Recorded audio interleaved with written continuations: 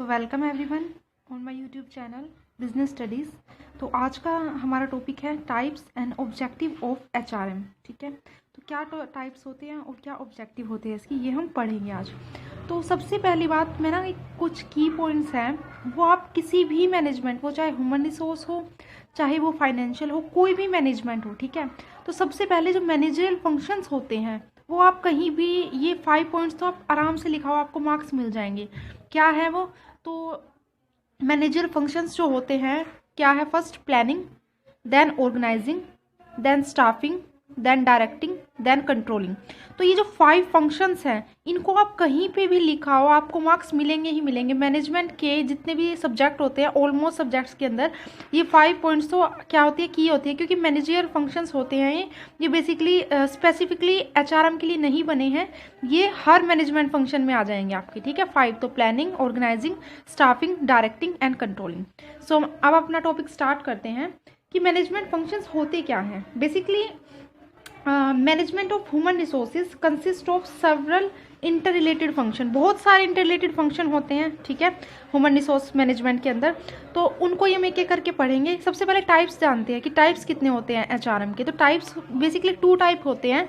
First है manager function, second है operative function. ठीक है, तो मैनेजर के अंदर मैं आपको बता चुकी हूँ 5 पॉइंट्स, और ये आप समझते भी होंगे। प्लान करना किसी चीज़ को, फिर उसे ऑर्गेनाइज करना, देन स्टाफिंग करना, देन डायरेक्टिंग करना, देन कंट्रोलिंग करना। ठीक है, ये मैं आपको पहली वीडियो में भी समझा चुकी हूँ। अब हम बात करते हैं ऑपरेटिव फंक्शंस की।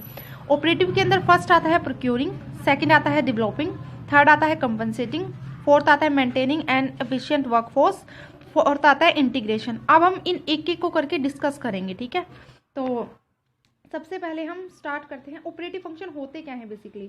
ठीक है, ऑपरेटिव फंक्शन के अंदर वो सभी ये सभी स्पेसिफिक एक्टिविटीज आ जाती हैं। प्रोक्योर करना, डेवलप करना, कंपनसेट करना, maintaining and efficient workforce, integration, these all are comes under operative function. ठीक है, तो हम स्टार्ट करते हैं प्रोक्योरमेंट फंक्शन से।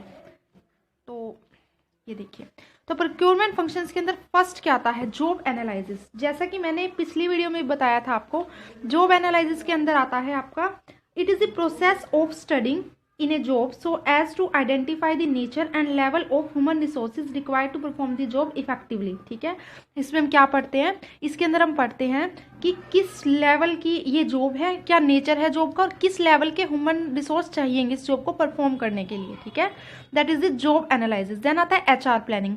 अच्छा, एचआर प्लानिंग के अंदर हम क्या प्लान करेंगे? हम ये प्लान करते हैं कि एस्टिमेट लगाना present and future man power का। ठीक है, कि present and future man power की रिक्वायरमेंट कितनी है। ठीक है, ना तो ओवर होनी चाहिए ना अंडर होनी चाहिए। ठीक है, तो हम ये एस्टिमेट किस में लगाते हैं? ह्यूमन रिसोर्स प्लानिंग के लिए। ठीक है, ह्यूमन रिसोर्स प्लानिंग के अंदर।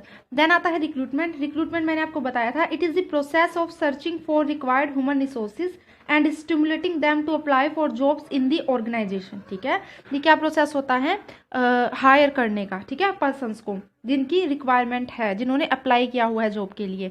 देन आता है आपका सिलेक्शन। तो सिलेक्शन के अंदर क्या होता है? It implies judging the suitability of different candidates for jobs in the organisation. ठीक है, इसमें हम क्या जज करते हैं सिलेक्शन के अंदर? कि उनकी कैपेबिलिटी को जज करते हैं, हम किसी जॉब को परफॉर्म करने के लिए कितनी है। ठीक है, देन हम मोस्ट अप्रोप्रिएट पर्सन को चूज करते हैं। देन आता है प्लेसमेंट। प्लेसमेंट का मतलब होता है assigning suitable job to the selected candidate so as to match employ qualification with job requirement. की जिस पर्सन को हमने सिलेक्ट किया है, अब हम उसको प्लेस करेंगे उस जॉब में प्लेस करेंगे उसको, जिससे उसकी जो कैपेबिलिटी है वो मैच करती है परफेक्टली। ठीक है, तो that is the placement. Next आता है इंडक्शन और ओरिएंटेशन।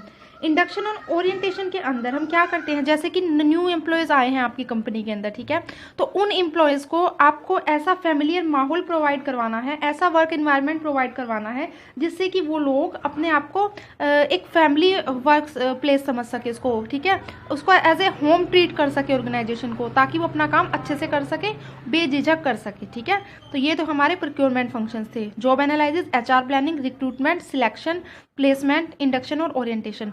नेक्स्ट आता है हमारे डेवलपमेंट फंक्शन। अच्छा, डेवलपमेंट से आपको पता ही चल रहा है जैसे कि, तो डेवलपमेंट क्या होता है? किसी चीज़ को डेवलप करना। It is the process of improving the knowledge, skills, aptitude and value of employees, ठीक है, ताकि वो अपनी प्रेजेंट और फ्यूचर जॉब को अच्छे से कर सके। तो इसको बोलते हैं हम डेवलपमेंट फंक्शन, किसी चीज़ को डेवलप करना, ठीक है, उस चीज़ को बेटर बनाना पहले से जैसे कि वो है। तो फर्स्ट आता है performance and potential appraisal.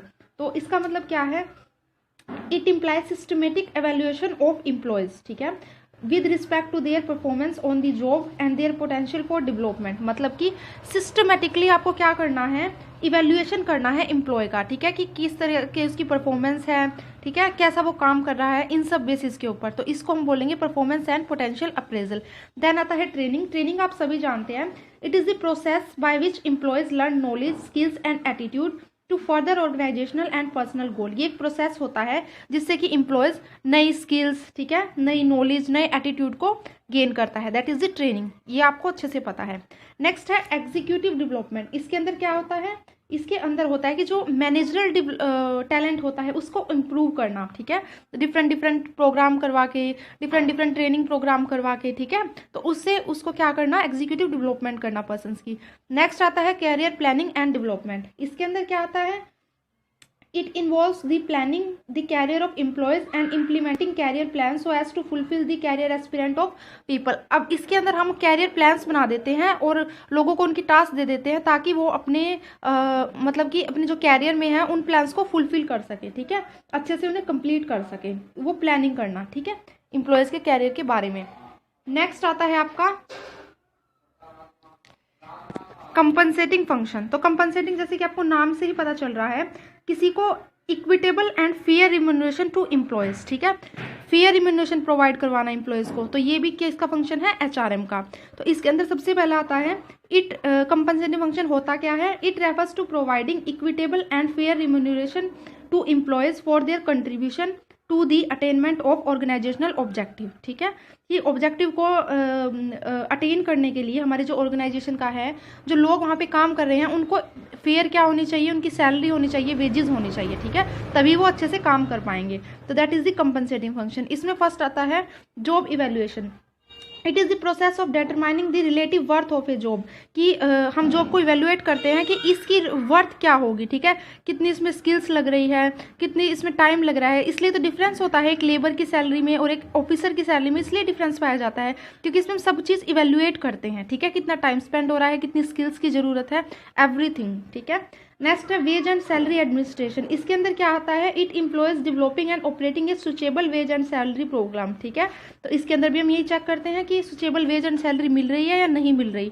Then आता है बोनस। बोनस आप सब जानते हैं, ये जो बोनस, सॉरी गाइज वो वीडियो बीच में ही कट गई थी, तो अब मैं नेक्स्ट वीडियो में आपको समझाती हूँ। तो हमारा नेक्स्ट फंक्शन है कंपनसेटिंग फंक्शन। तो कंपनसेटिंग फंक्शन होता क्या है, it refers to providing equitable and fair remuneration to employees for their contribution to the attainment of organizational objective, ठीक है, कि जो भी एम्प्लॉयज़ में काम कर रहे हैं उनको फेयर और इक्विटेबल वेज मिल सके, तो यही एक अच्छी मैनेजमेंट की पहचान है। Then this is called compensating function. तो इसमें सबसे पहले हम करते हैं जॉब इवेल्युएशन। जॉब इवेल्युएशन के अंदर हम क्या करते हैं, डिटरमाइन करते हैं वर्थ ऑफ द जॉब, की उसकी जॉब की वर्थ क्या है, कहाँ की हमारी कंपनी में उसकी, मतलब हमारे एरिया के अंदर उसकी क्या जॉब की वर्थ लगाई जा रही है, ठीक है, क्या उसकी वैल्यू है, ठीक है, कितनी सैलरीज दी जा रही है, तो उसके बेसिस पे हम सैलरी को सिलेक्ट करते हैं।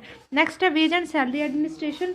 इसके अंदर क्या होता है आपका डेवलप करना, ठीक है, एंड ऑपरेट करना एक सुचेबल वेज एंड सैलरी को, ठीक है, तो that is the ways and salary administration. Bonus क्या होता है, तो बोनस होता है कोई भी नॉन स्टैट्यूटरी बोनस हो गया, अदर इंसेंटिव्स हो गए, ठीक है, प्रोवाइड, जैसे दिवाली के टाइम पे बोनस प्रोवाइड किया जाता है, तो ये सब क्या होते हैं, बोनसेस होते हैं, ठीक है, जो उसको एक उसकी सैलरी से अलग प्रोवाइड किए जाते हैं, ठीक है, ये एक्स्ट्रा बेनिफिट्स होते हैं, बोनस होते हैं, क्या होते हैं ये,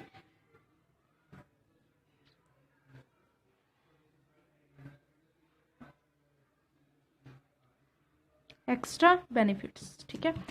नेक्स्ट आता है आपका नेक्स्ट है गाइज हमारे इंटीग्रेशन फंक्शन। तो इंटीग्रेशन फंक्शंस के अंदर कौन कौन से फंक्शंस आते हैं, providing job satisfaction, handling employ grievances, sound human relations, improving quality of work life. तो प्रोवाइडिंग जॉब सेटिस्फैक्शन मतलब कि एम्प्लॉयज़ को जॉब सेटिस्फैक्शन अगर नहीं होगी, वो अपनी जॉब से संतुष्ट ही नहीं होंगे, तो इसके अंदर क्या क्या आता है, उनको एक अच्छा वर्क प्लेस मिलना चाहिए, उनकी सैलरी उनकी जॉब के अकॉर्डिंग होनी चाहिए, ठीक है, उनको उनका जो वर्क आवर है वो भी आपके ऑप्टिमम होने चाहिए, ठीक है। तो ये अगर तरह की चीज़ें उनको प्रोवाइड करवाएंगे तभी वो मोटिवेट रहेंगे काम अच्छे से करने के लिए, ठीक है। तो फर्स्ट है provide job satisfaction, then handling employ grievances, जो भी उनकी प्रॉब्लम्स है, किसी के साथ कन्फ्लिक्ट्स है, कोई भी उन्हें टूल्स की ट्रेनिंग की रिक्वायरमेंट है, तो वो सबको हैंडल करने का काम भी किसका होता है, ह्यूमन रिसोर्स मैनेजमेंट का। नेक्स्ट होता है साउंड ह्यूमन रिलेशंस होने चाहिए, मतलब ऑफिसर्स के वर्कर के साथ एक अच्छी कम्युनिकेशन होनी चाहिए, ठीक है, डायरेक्ट कम्युनिकेशन होनी चाहिए, टाइम टाइम पे मीटिंग्स होनी चाहिए, उनको मौका मिलना चाहिए मीटिंग्स में इन्वॉल्व होने का सभी को, ठीक है। नेक्स्ट है improving quality of work life, तो जो वर्क जिसमें भी वो काम कर रहे हैं उसकी क्वालिटी को इम्प्रूव ही करना चाहिए, हमें अच्छी होनी चाहिए वो, ठीक है, साफ सफाई का अच्छा ध्यान होना चाहिए वहाँ पे, और ओवरऑल तो ये सभी किसके अंदर आते हैं, इंटीग्रेशन के अंदर, ठीक है। नेक्स्ट है आपका objective of HRM. Objective of HRM के अंदर जो हमारा फर्स्ट पॉइंट है वो क्या है, help the organisation to reach its goals, ठीक है। तो पहला ऑब्जेक्टिव तो यही है हमारा, ठीक है, ये आप इससे ही समझ गए होंगे कि ऑर्गेनाइजेशन को उसकी गोल तक पहुंचाना, ठीक है। नेक्स्ट है effective utilisation and maximum development of HR, ठीक है, उनका अच्छे से यूटिलाइज करना, जो भी लोग वहाँ काम कर रहे हैं उनके वर्किंग आवर को डिसाइड करना, उनसे एक्स्ट्रा लोड ना डालना उनके ऊपर, ठीक है, उनको मोटिवेट रखना हमेशा। तो ये क्या होता है, फर्स्ट ऑब्जेक्टिव होता है, ये सेकंड ऑब्जेक्टिव है एचआरएम का, देन ठीक है, effective utilisation and maximum development करना ह्यूमन रिसोर्सेज की। नेक्स्ट है to satisfy the need of individual, जो नीड है इंडिविजुअल की उसको सेटिस्फाई करना, ठीक है, कि उनकी सैलरी अच्छी होनी चाहिए, उनको एक्स्ट्रा बेनिफिट देने चाहिए, नॉन मॉनेटरी इंसेंटिव दो, जैसे लीव दे दी उनको, ये सब चीज़ें, ठीक है। Next to ensure reconciliation of individual goal with the organisation.